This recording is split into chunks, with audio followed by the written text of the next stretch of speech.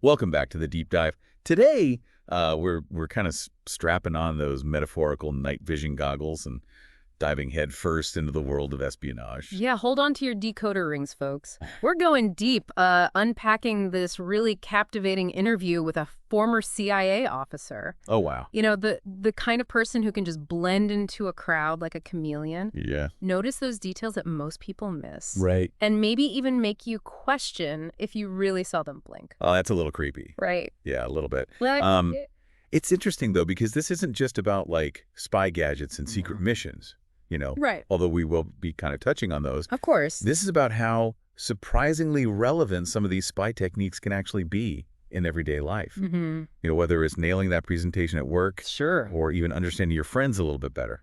Yeah, we've all got secrets, right? But understanding the psychology behind how people reveal or conceal information, Yeah, that's powerful stuff. powerful stuff for sure. Yeah.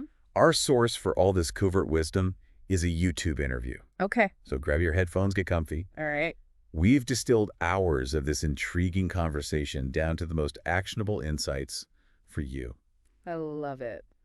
So one of the most fascinating concepts that this former officer highlights Okay. is the power of what he calls artificial relationships. Mhm. And you can think of it this way, like imagine a journalist interviewing a high-profile figure. Okay. The journalist is the one who controls the questions, right? Right. They set the boundaries, and they ultimately guide the conversation Yeah. to extract valuable information. It's all about control. Yeah, it's about maintaining control over Right. the flow of information. Mm-hmm. But isn't that kind of manipulative? Yeah. I mean, isn't that like the opposite of genuine connection? It might sound that way at first, but it's a little bit more nuanced than that. Okay. Artificial relationships aren't inherently bad. Right. They can be incredibly useful, especially in professional settings where, gathering information or influencing decisions is key. So how can we spot when we're the ones in an artificial relationship? Right. And is that always a bad thing? That's a great question. Yeah. Let's say you're dealing with a colleague who only contacts you when they need something. Oh, yeah. They're friendly, they're charming, Mm-hmm.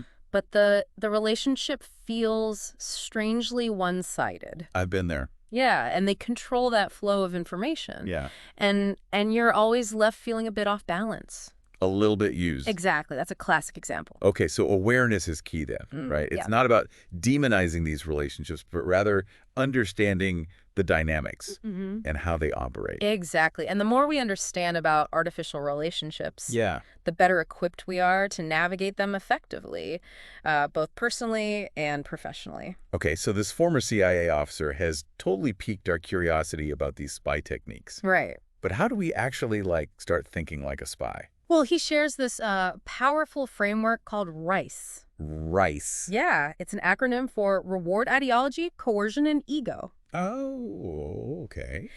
And these are the 4 core motivators that the CIA uses to understand and predict human behavior. Hold on, did you say coercion? Yeah. I thought we weren't talking about forcing people to do things. No, don't worry. Okay. We're not advocating for strong-arm tactics. Right. Remember, this is about understanding what makes people tick. Hmm. It's like having a secret decoder ring for human behavior. Okay. Coercion in this context is about understanding how someone might respond to pressure or consequences, Got it. not about using those tactics yourself. Okay. That makes a lot more sense. Yeah. So how can we leverage this RICE thing in our everyday lives without turning into, shady manipulators? Right. I don't want to be that person. Let's take a real-world example. Okay. Imagine you're trying to get your team on board with a new project. Yeah. By understanding their individual RICE profiles, Okay. you can tailor your approach. So let's say Sarah is super motivated by reward. Right. Okay. Yeah, she loves recognition and bonuses. Mhm. You highlight how this project could lead to those things for her. Hmm. Meanwhile, John is driven by a strong sense of ideology. Ideology. He wants to make a positive impact. So you focus on the project's potential to benefit the team or the company's mission. So it's about tapping into what truly motivates each person. Exactly. I like it. Makes me Yeah, want to and- analyze everyone I know. I wouldn't recommend psychoanalyzing your friends over dinner, Okay. Good point. but you get the idea. I do. The RICE framework can help you to be more persuasive, Yeah. to build those stronger relationships, Okay. and even navigate tricky negotiations. Okay. Now for the juicy stuff, Perfect. this former officer claims There are 3 layers to every personality: Ooh. public, private, and secret. Wow. It's like those Russian nesting dolls. Yeah, one inside the other. Exactly. And he argues that understanding these layers is crucial for building those deeper connections and recognizing vulnerabilities. Okay. So we all have this public face we present to the world, Right. a carefully crafted persona that we want others to see. It's so true. It's like we're all curating our own personal highlight reel, Yeah. on social media, Exactly. showing the best angles, the perfect vacations, the witty comebacks. Exactly. But then there's the private layer, Okay. reserved for close friends and family. Right. Those we trust enough to kind of let our guard down a bit. The people who see us with messy hair Yeah. and sweatpants. Yeah, exactly. And maybe a few tears after a tough day. And then there's the secret layer, Oh. the deepest, most vulnerable part of us Wow. that we rarely reveal to anyone. Mm-hmm. It's the place where we store our fears, insecurities, Okay. and the things that make us feel truly exposed. So how do we crack the code and access someone's secret layer? Yeah, and is it even ethical to try? He suggests that accessing someone's secret layer should never be a deliberate tactic. But recognizing that these layers exist Yeah. can help us approach relationships with more empathy and awareness. More compassion, maybe. Yeah. Have you ever had a seemingly insignificant encounter with someone that stuck with you years later? Mm-hmm. There may be an elementary school teacher who said just the right thing at the right time. Yeah. Or a stranger who offered a kind word when you needed it most. Oh, wow. Now that you mention it, I can think of a few. Yeah. It's like those interactions, however brief they were, Yeah. they somehow touched our secret selves. Our secret selves. Even if we didn't realize it at the time. It's true. And understanding this concept can be incredibly powerful. Right. Not in a manipulative way, Yeah, but in a way that allows us to connect with others on a deeper, more meaningful level. I like that. It's like we're all walking around with these hidden layers. Yeah. And sometimes we get a glimpse behind the curtain. And those glimpses, however fleeting they are, can have a profound impact on our lives. That's deep. They remind us that we're all connected. We all have those vulnerabilities, Yeah. and that the most meaningful connections often arise when we allow ourselves to be seen, truly seen by another person. Okay, that was deep. I know, right? Now, for something a bit more practical. This former officer claims that CIA officers are trained to read body language like they're deciphering ancient hieroglyphics. Wow. Is there any truth to that? Well, they're definitely attuned to nonverbal cues. Okay. Body language can be a powerful tool for understanding someone's emotional state and intentions, but it's not about assigning specific meanings to every crossed arm or tilted head. Yeah, so it's not like a foolproof method, Right. but more like another piece of the puzzle, right? Exactly. Context is key. Okay. You have to consider the person's baseline behavior, the environment, the overall flow of the interaction. So what are some of the practical body language cues that CIA officers are trained to recognize? So, for example, they might notice if someone's arms are crossed, Yeah. which could signal defensiveness or resistance, or they might pay attention to whether someone's palms are open, Oh, the palms. Okay. which generally conveys a sense of honesty and openness. Okay, but couldn't those gestures just be like someone getting comfortable or adjusting your posture? Absolutely. That's why context is so important. Okay. It's about looking for patterns and inconsistencies, Got it. not relying on rigid interpretations. So, for example, Yeah. if someone who's typically very animated Right. suddenly becomes still and withdrawn, Yeah. that might be a sign that something's off. Exact. So it's about noticing those subtle shifts Mm-hmm. and deviations from someone's normal behavior. Exactly. It's about paying attention to the nuances. Okay. The unspoken language that often reveals more than words ever could. This is giving me a whole new perspective on people watching. All right. Maybe we should all be taking notes. Yeah, that's not a bad idea. Yeah. The more we observe and analyze human behavior, Yeah. the better we become at understanding ourselves and the world around us. Okay. Speaking of observations, Okay. this former officer also debunked a common myth. Oh, He emphasized that last impressions have a more significant impact really? than first impressions. I thought it was all about that first handshake I know. and dazzling smile. I know, me too. Interesting. It's counterintuitive, isn't it? It is. But think about it this way. Okay. When you meet someone for the first time, Right. you're both on your best behavior, Of course. trying to make a good impression. Right. But as the interaction progresses, You relax a little bit. Yeah. You reveal more of your true self, Hmm. and those final moments often carry more weight. That makes sense. So how can we ensure we leave a positive, lasting impression? Yeah. Do I need to start practicing my dramatic exits? No need for theatrics. Okay. It's more about being present, authentic, Mm-hmm. and genuinely interested in the other person. Okay. Those final moments are your opportunity to solidify that connection. Yeah. Leave them with a positive feeling and make yourself memorable.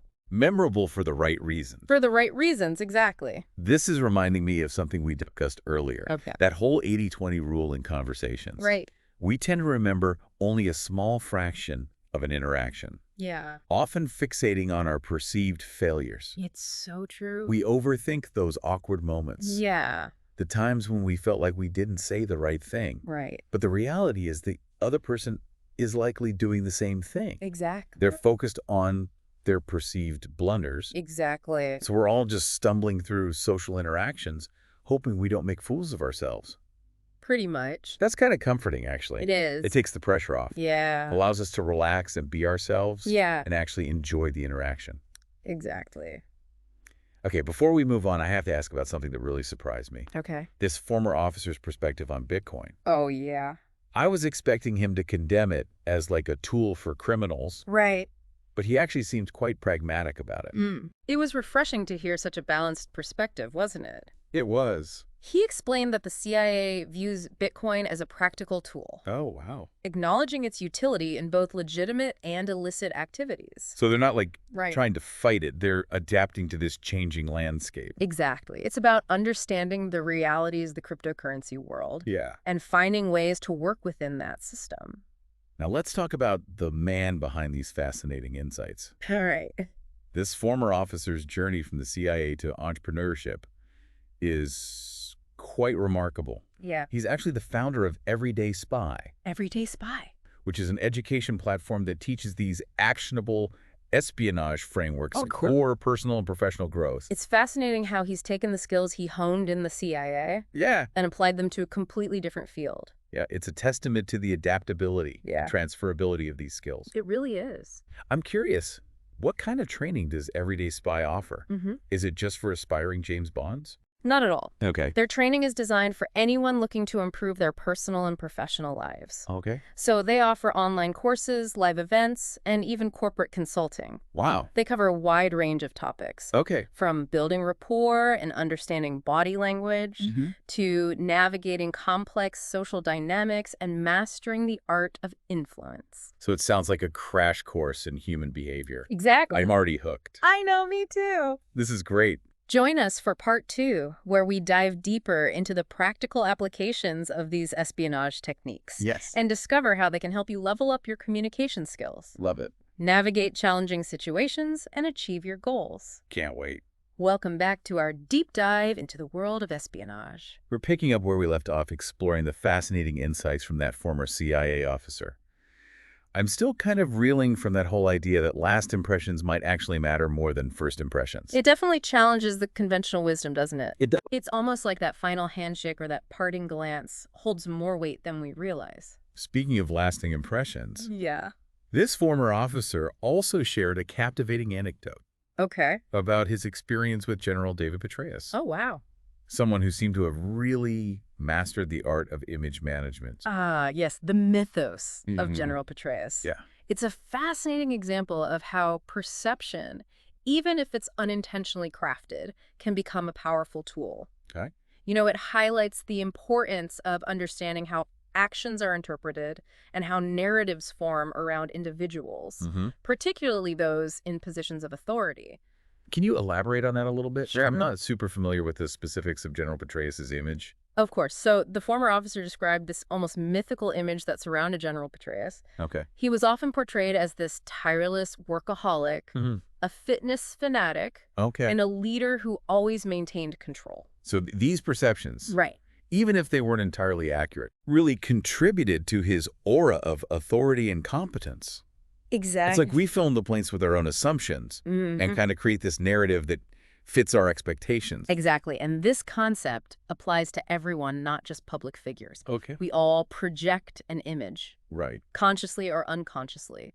And understanding how that image is perceived can be incredibly valuable in both personal and professional settings. Okay, now for something that completely blew my mind. What's that? The CIA uses transcendental meditation Really? in its training program. Wow. I thought that was just for like yogis and spiritual gurus. It's a surprising revelation, isn't it? It is. But when you think about it, Yeah. the benefits of transcendental meditation align perfectly with the demands of the intelligence world. Okay. So the ability to calm the mind, reduce stress, and improve focus is crucial in those high-pressure situations, Right. where clear thinking and emotional control are absolutely paramount. So it's not about like mystical experiences or chanting Om in a lotus position. Right. It's about achieving a state of mental clarity and heightened awareness. Exactly. It's a practical tool for enhancing cognitive function and emotional regulation. Yeah. The former officer described it as a way to synchronize the brain, Oh, wow. aligning the different hemispheres and creating a sense of heightened awareness. Okay, I'm intrigued. What does transcendental meditation actually involve? Yeah. Is it some elaborate ritual? Actually, it's quite simple. Okay. It involves sitting comfortably with your eyes closed Mm-hmm. and silently repeating a specific mantra. A mantra. Yeah, it's a meaningless word or phrase for a set period of time. What's the purpose of the mantra? The mantra acts as an anchor for the mind, Okay. preventing it from getting caught up in thoughts and distractions. It's like Mhm. gently guiding your attention inward, creating a state of calm and focused awareness. This is making me want to ditch my morning coffee and start meditating. It sounds like a much more effective way to start the day. It's definitely worth exploring. The benefits of transcendental meditation are well documented, Yeah. and it's a technique that can be learned and practiced by anyone, regardless of background or belief system. Okay, now let's revisit that RICE framework we discussed earlier. I'm still a bit fuzzy on the specifics. Sure. Can you give us a refresher and maybe some more practical examples? Absolutely. So remember, RICE stands for Reward, Ideology, Coercion, and Ego. Go. 4 primary motivators that drive human behavior.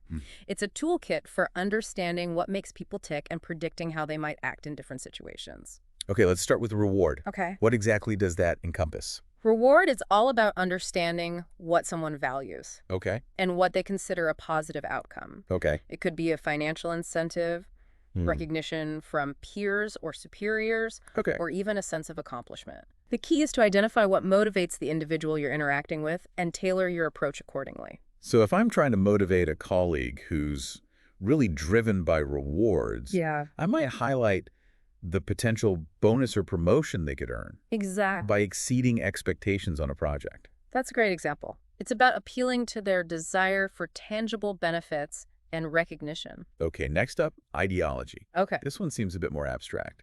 Ideology refers to a person's belief system, Okay. their values, and their worldview. Okay. It's about understanding what they believe in and what they stand for.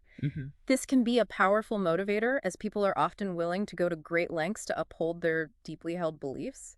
So if someone is driven by a strong sense of environmentalism, for example, Yeah. they might be more likely to support a company Right. that prioritizes sustainability and eco-friendly practices. Exactly. It's about aligning your message or request with their core values and beliefs. Okay, now let's talk about coercion. I'm still a bit apprehensive about this one. I understand your hesitation. Yeah. But remember, we're not advocating for using coercion as a manipulation tactic. Okay, good. It's about recognizing that fear and threats can be powerful motivators Right. and understanding how someone might respond to them. Okay. It's more about awareness than action. Can you give an example of coercion in a non-manipulative context? Let's say you're negotiating a contract Okay. and the other party is trying to pressure you into accepting unfavorable terms. Oh, yeah. By recognizing their use of coercion, Yeah. you can develop strategies to counter their tactics and protect your own interests. So it's about recognizing those power dynamics and developing strategies to navigate them effectively. Precisely. And finally, we have ego. Ah, yes, the Yes. part of us that craves recognition and validation. Exactly. Ego refers to a person's sense of self-importance and their desire for status, power, or control. Understanding someone's ego can be incredibly helpful in navigating social interactions and professional relationships. So if someone has a large ego, for example, Yeah, they might be more receptive to flattery Right. or appeals to their expertise. That's a great example. Okay, this Rice framework is starting to click for me. Good. It's like having a secret decoder ring for human behavior. It's a powerful tool, isn't it? It is. And the more you practice using it, the more adept you'll become at understanding and predicting human behavior. Now let's revisit that fascinating concept of the 3 layers of personality: Okay. public, private, and secret. Yeah. I'm curious to kind of explore how this understanding can help us build those deeper, more meaningful connections. It's all about recognizing that people are complex and multi-layered. We all have a public persona we present to the world, Right. a more authentic version of ourselves we share with close friends and family, Yeah. and a deep, often hidden layer where we store our vulnerabilities and secrets. It's like those Russian nesting dolls. Exactly one layer inside the other. And while we might not always have access to someone's private or secret layers, Right. simply acknowledging their existence can help us approach relationships with more empathy and understanding. I agree. So how do we move beyond those kind of superficial interactions and actually build those genuine connections? It starts with active listening. Okay. Truly paying attention to what the other person is saying, both verbally and non-verbally. Mm-hmm. It's about asking thoughtful questions, showing genuine interest, and creating a safe space for them to open up. Sounds like building trust is key. Absolutely. Trust is the foundation of any deep connection. Yeah. It takes time, patience, and a willingness to be vulnerable ourselves. So it's a two-way street. Mm-hmm. We have to be willing to let our guard down as well. Exactly. Vulnerability breeds vulnerability. Wow. When we share something personal, Yeah. it often encourages the other person to reciprocate, creating a sense of mutual trust and understanding. This is reminding me of that anecdote he shared about remembering those elementary school teachers or past crushes. Mm-hmm. He argued that those seemingly insignificant interactions might have actually touched our secret selves, Yeah. leaving a lasting impact. It's a powerful concept, isn't it? It is. It suggests that even brief encounters can have a profound impact, Yeah. especially when they tap into something deep within us. It makes you rethink those chance encounters and those fleeting connections. It does. Maybe there's more to them than meets the eye. Perhaps, and who knows, maybe we're leaving our own lasting impressions on others without even realizing it. Okay, let's shift gears a bit and talk about body language. Okay. I'm fascinated by this idea that CIA officers are trained to read nonverbal cues like they're deciphering ancient hieroglyphics. Wow. Is there any truth to that? Well, they're definitely highly attuned to nonverbal communication. Okay. Body language can provide valuable insights into someone's emotional state and intentions, but it's not about assigning specific meanings to every crossed arm or tilted head. Right. Context is everything. So it's not like a foolproof method, Right. but more like another piece of the puzzle, right? Exactly. So what are some of the practical body language cues that CIA officers are trained to recognize? For example, they might notice if someone's arms are crossed, Crossed arms. which could signal defensiveness or resistance. Or they might pay attention to whether someone's palms are open, Open palms. which generally conveys a sense of honesty and openness. Okay, but couldn't those gestures just be like someone getting comfortable? Absolutely. That's why context is so important. Oh. It's about looking for patterns and inconsistencies, Yeah. not relying on rigid interpretations. So, for example, if someone who's typically very animated suddenly becomes still and withdrawn, Right. that might be a sign that something is off. Exactly. So it's about noticing the subtle shifts and deviations from someone's normal behavior. Exactly. It's about paying attention to the nuances, the unspoken language that often reveals more than words ever could. This is giving me a whole new perspective on people watching. I know, right? Maybe we should all be taking notes. Yeah, that's not a bad idea. The more we observe and analyze human behavior, Right. the better we become at understanding ourselves and the world around us. Absolutely. Okay, now let's delve into this former CIA officer's journey from the world of espionage to the realm of entrepreneurship. Okay. It's quite a transition, to say the least. It is. He shared that he left the CIA for personal reasons, Okay? choosing to prioritize his family over the demands of his career. Wow. This was a relatively uncommon decision at the time. Oh, really? Yeah, as most CIA officers either retired or transitioned into contractor roles. Okay. He was part of a new generation that was challenging the traditional career path within the agency. It's interesting how life often throws us those curveballs, It does. forcing us to reevaluate our priorities and make tough choices. Absolutely. And in his case, this life change led him to a new and fulfilling path. Yeah. He realized he had a wealth of knowledge and experience that he could share with a wider audience. And that's how Everyday Spy was born, Yeah, right? exactly. He saw an opportunity to demystify the world of espionage and empower individuals with practical tools for success. Yeah.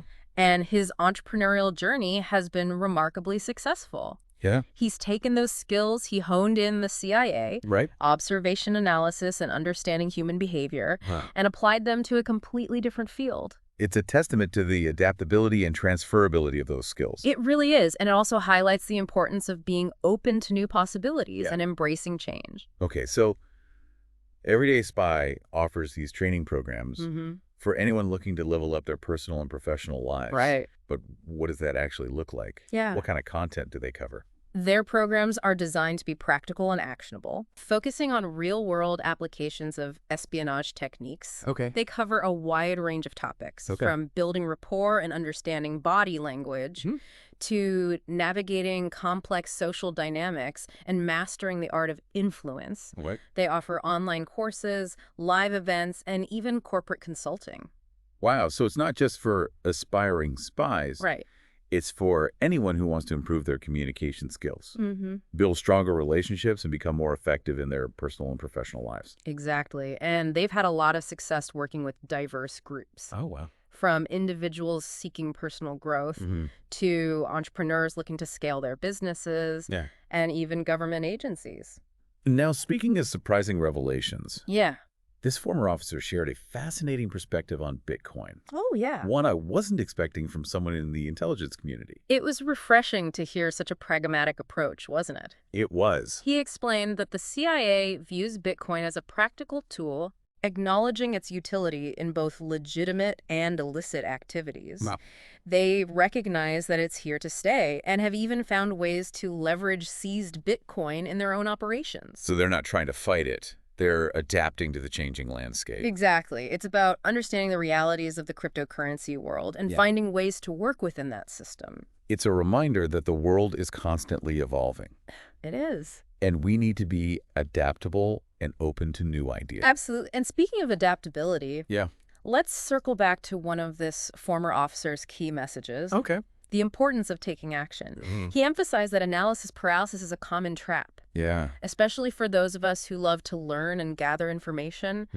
We can get so caught up in researching and planning that we never actually take that first step. Oh, I'm definitely guilty of that. Yeah. I can spend hours reading articles and watching documentaries. But when it comes to actually putting that knowledge into practice, I often hesitate. It's a common struggle, but as this former officer so aptly put it, a good plan executed today is better than a great plan executed next week. I love that. It's a reminder that action, even imperfect action, is essential for progress. It's about getting out of our heads and into the world. Precisely. It's about recognizing that learning is only valuable when it's applied. Yeah. And sometimes the best way to learn is by doing. He also drew an interesting parallel between the business world and a battlefield. He did. Highlighting the importance of adapting to change. Right. Gathering real-world feedback and iterating based on the results. It's about being agile, responsive, and willing to adjust your strategy as needed. It sounds like the key is to be flexible and open to feedback. Exactly. He emphasized that success is rarely a straight line. Okay. It's more like a winding path with unexpected twists and turns. It's about embracing the unknown and being willing to learn and adapt along the way. Now let's talk about his approach to building a successful business. He seems to have a really unique perspective. Yeah. Blending his CIA background with his entrepreneurial spirit. He stressed the importance of creating a strong foundation, what he calls a moat, to protect your business from competition.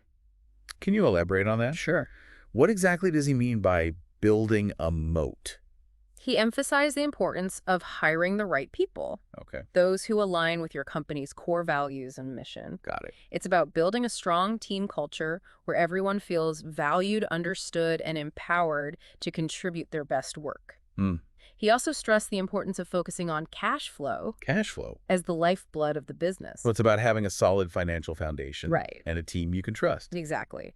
He also highlighted the need for continuous innovation, Okay. adapting to market changes and staying ahead of the curve. Right. He emphasized that the business world is constantly evolving, and to thrive, you need to be adaptable and responsive to change. It sounds like he's advocating for a growth mindset, both personally and professionally. Absolutely. He believes that continuous learning and improvement are essential for success in any field. Yeah. And he also drew a fascinating parallel Right. between the CIA's approach to training and developing employees Okay. and the importance of building a strong company culture. I'm curious to hear more about that. Okay. What can businesses learn from the CIA's training methods? He explained that the CIA utilizes a systematic approach called indoctrination circles. Indoctrination circles. Yeah. I've never heard of that before. Yeah, to instill their values and operating principles in their employees. Can you explain what that entails? It's a fascinating concept. So imagine a series of concentric circles, Okay. each representing a different level of knowledge and understanding. Yeah. New recruits start in the outermost circle and gradually work their way inward as they progress through the training program. So it's a gradual process of immersion and integration. Exactly. It's about gradually exposing them to the agency's culture values and operating principles, creating a sense of shared purpose and belonging. And he believes that businesses can benefit from a similar approach, right? Absolutely. He believes that companies can foster a strong company culture Yeah. by gradually introducing employees to the company's values, mission, and operating principles. Got it. It's about creating an environment where everyone feels connected to something larger than themselves. It sounds like a really powerful way to build a strong and cohesive team. It is, and it highlights the importance of investing in employee development and creating a culture of continuous learning. Now, this former officer also had some insightful observations Okay. about the challenges of transitioning from a career in intelligence to the world of entrepreneurship. He talked about the cultural differences, the shift in mindset, and the need to adapt to a more fast-paced and results-oriented environment. It sounds like a pretty significant adjustment. It is. What were some of the specific challenges that he faced? He mentioned the difficulty of letting go of the need for secrecy and compartmentalization, Oh, yeah. something that's ingrained in intelligence work. Right. He also talked about the challenge of adapting to a more collaborative and transparent work environment. It makes sense that those ingrained habits would be hard to break. Absolutely. He also acknowledged the unique challenges faced by former intelligence officers Okay. in terms of leveraging their skills and experience Right. without violating their oaths of secrecy. It sounds like a delicate balancing act. It is, but he's clearly found a way to navigate those challenges successfully, Yeah. creating a business that honors his past experiences while embracing a new chapter in his life. Okay, now let's touch on his perspective on the role of technology and espionage. Okay. It's a topic that's constantly evolving. He highlighted the increasing importance of cybersecurity, Yeah. the rise of cyber espionage, and the need for businesses to protect themselves from digital threats. It's a reminder that the battlefield has expanded beyond the physical realm It has. and into the digital world. Exactly. And he also discussed the CIA's use of technology in their own operations, Oh, wow. adapting their strategies to leverage the latest advancements. So they're embracing these new technologies Right? while also recognizing the new threats that they pose. Precisely. He emphasized that technology is a double-edged sword, Yeah, capable of both great good and great harm. and it's up to us to use it wisely and ethically. Absolutely. He also stressed the importance of staying informed about emerging technologies and understanding their potential impact, both positive and negative. Now let's bring it all back to his core message. Yeah. The importance of understanding human behavior. Yeah. It seems to be the thread that connects all of these seemingly disparate topics. He stressed that understanding human behavior is the foundation of everything, Okay? from building relationships to influencing decisions and achieving your goals. It's about recognizing that people are complex, multifaceted beings driven by a variety of motivations. Exactly. And by developing a deeper understanding of human nature, Yeah. we can navigate the world with greater confidence and effectiveness. He challenged us to step outside our comfort zones, Yeah. embrace new experiences, and continuously seek to expand our knowledge and understanding of the world around us. It's a call to action, a reminder that we all have the potential to achieve extraordinary things if we're willing to put in the effort. And speaking of putting in the effort, Right. Let's transition to the final part of this deep dive, Okay. where we'll explore the former officer's insights on cultivating influence, Okay. building rapport, and navigating complex social dynamics. Welcome back to the deep dive. I feel like we've already gone through like a whole semester of Spy School 101, I know, right? but there's still so much to uncover. We've covered a lot of ground. Yeah, we have. Decoding personalities, mastering body language, even meditating like a CIA operative. Right. But this former officer has even more to share. I'm particularly intrigued by this whole concept of cultivating influence. It's a skill that seems both powerful and honestly a little bit intimidating. Yeah. Like, how can we ethically persuade others without feeling like we're being manipulative? He emphasized that true influence isn't about forcing your will on others. Okay. It's about understanding their motivations, Mm-hmm. building genuine rapport, and framing your ideas in a way that resonates with their values. So it's not about tricks or shortcuts. Right. It's about understanding people on a deeper level. Exactly. It's about finding common ground, building trust, and creating win-win situations. Okay. He also stressed the importance of being authentic and transparent in your interactions. Yeah, People can spot a phony a mile away. that makes sense. Nobody likes to feel like they're being manipulated or tricked. Exactly. It's about approaching influence with integrity and respect for the other person. Now let's talk about rapport, Okay. something we all know is important. But how do we actually build it? Yeah. Is there a secret formula? He shared some fascinating techniques that CIA officers use to establish rapport quickly and effectively. Oh, wow. Okay. It starts with active listening, Okay. truly paying attention to what the other person is saying, both verbally and non-verbally. So putting away your phone, Yeah. making eye contact, and actually absorbing what they're saying, not just waiting for your turn to talk. Exactly. He also emphasized the importance of mirroring body language. Mirroring. Yeah, when we subtly mirror someone's posture gestures and even tone of voice, Mm-hmm. it creates a sense of unconscious connection and trust. Wait, so if someone leans forward, I should lean forward too. Yeah. Is this like some kind of spy dance? Not quite. Okay. It's about being subtle and natural. Okay. You don't want to mimic them exactly, just create a sense of shared rhythm and energy. Got it. And of course, finding shared interests is a great way to build rapport. Oh, yeah, of course. When you discover common ground, it creates an immediate bond and opens up opportunities for deeper conversation. It's like finding a hidden doorway to connection. It is. Okay, now for a topic that's always fascinated me, Okay. social dynamics. It's like this invisible force field that influences how we interact in groups. He explained that social dynamics are the unwritten rules and patterns that govern human interaction. Oh. It's like a secret code of conduct that shapes our behavior in social situations. So like knowing when it's appropriate to speak up in a meeting, Yeah. how to navigate a networking event, or Yeah. even just understanding the unspoken rules of a dinner party. Exactly. And by understanding these dynamics, we can become more confident and effective in social settings. Okay. He shared some fascinating insights about how to read social cues, interpret body language, and adjust our behavior to fit different social contexts. So it's about being adaptable and socially intelligent. Precisely. It's about reading the room, understanding the unspoken rules, and adapting your behavior accordingly.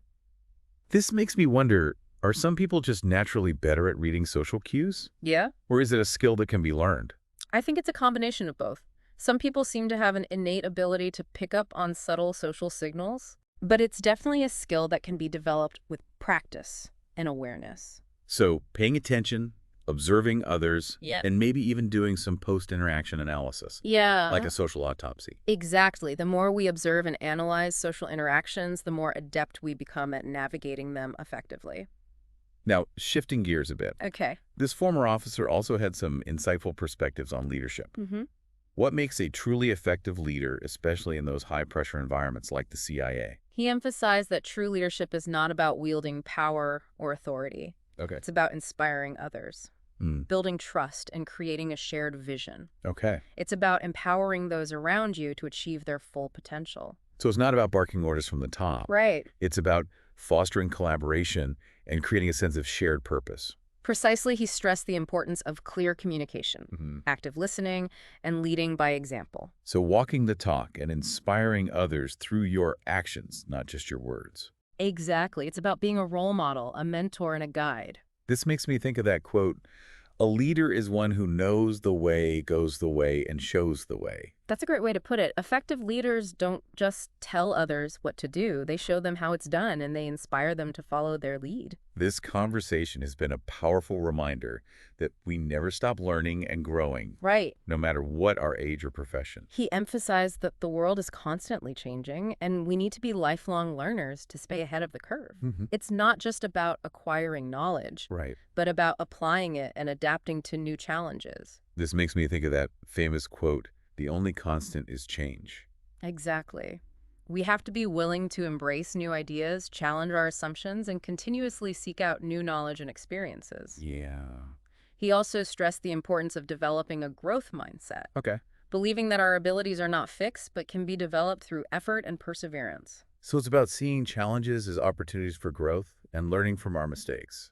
Precisely, he suggested seeking out new experiences, embracing feedback, and surrounding yourself with people who challenge and inspire you. It's about pushing ourselves beyond our comfort zones and recognizing that learning is a lifelong journey. It is. He also had some wise words for those struggling with fear and self-doubt, Okay. emotions that can really hold us back from achieving our full potential. Yeah, fear is something we all face at some point in our lives. It is. How can we overcome those moments of doubt and insecurity? He emphasized the importance of reframing fear as a challenge to be overcome, Okay. rather than a threat to be avoided. Mm. He suggested techniques like deep breathing visualization and positive self-talk Yes. to calm our nerves and build confidence. So it's about shifting our perspective and recognizing that we have the power to control our thoughts and emotions, even in those challenging situations. Exactly. It's about mastering our inner world so we can confidently navigate the outer world. Wow, what an incredible journey this has I been. know, right? We've gone from decoding personalities to mastering social dynamics, exploring the power of influence, and even delving into the world of CIA training techniques. It's amazing how these seemingly secretive techniques from the world of espionage can be applied to enhance our everyday lives. It's all about understanding human behavior, recognizing patterns, and adapting our strategies accordingly. It's about cultivating awareness, building connections, and mastering the art of influence. So as we wrap up this deep dive, I encourage you to reflect on these insights and consider how you can apply them in your own life. Yeah. Whether it's building stronger relationships, advancing your career, or simply navigating the world with greater confidence. These espionage techniques can be powerful tools for success. Absolutely. Until next time, keep those eyes peeled and those ears open. The world is full of fascinating secrets just waiting to be discovered.